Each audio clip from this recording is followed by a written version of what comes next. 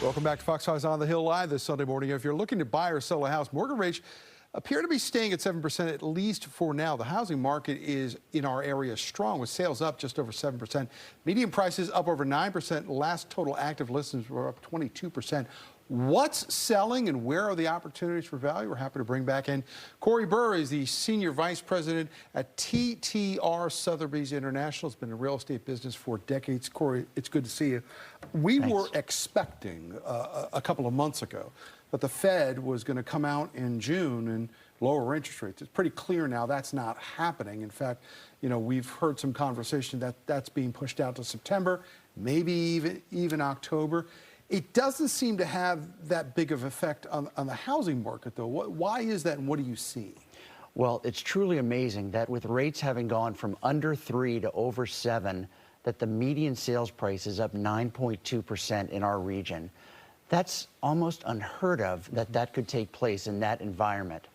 But we do think that rates are going to moderate either later this year or into next year, and that's going to help our market stay strong. So what does that mean for somebody who buys a house and is locked in now at this interest rate?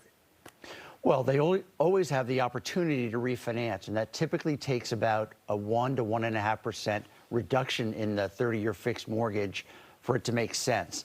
A lot of it, the mathematics work if they stay in the house longer because there are costs associated with refinancing.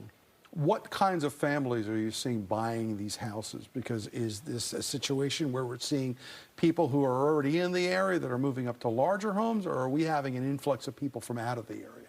I think over the last decade, Washington is becoming a world-class capital. It was always the capital, but now with the great flexibility of our economy, we've got people coming in that aren't necessarily related to the government. So we're seeing people in all price ranges, in all different demographics moving into the district, now, in the area. Is this new housing or is this old housing that's already in the market? And is there a need for either one? There's a need for everything for housing. We have a shortage of housing in our region. The new housing is further out. That's where the larger developments are. So how further out are we talking about here? Well, perhaps as north as, say, Olney.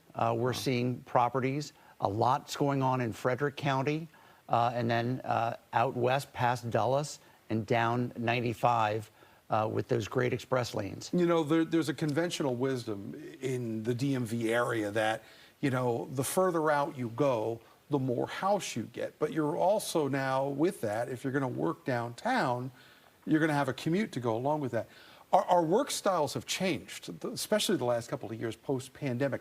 Has that forced itself upon the housing market as well, too? Because if I live in a place like Olney, or if I live in a place like La Plata, I might not necessarily need to travel into the nation's capital. Right. We're seeing a great mixture of the motivations of why people are buying in certain areas. A lot fewer people are commuting into the district with the work at home. But there are still a lot of people who are coming back into the district every day, and we think that's going to start getting more momentum as time goes by. Is summer a good time to buy a home? I think it is. Typically, you have fewer buyers who are focused on housing because they've got kids' vacations and they have other things on their mind. So you've also got a lot of houses coming on the market. The great news right now is we've got inventory up over 22% right now. So there are more choices for buyers. Well, there was that old baseball expression, hit them where they ain't. So maybe summer is a good time because everybody's off, you know, doing other stuff. Corey Burr, we thank you so much for joining us this morning. The Sotheby's International, we appreciate it. Thank you, Tom. All right.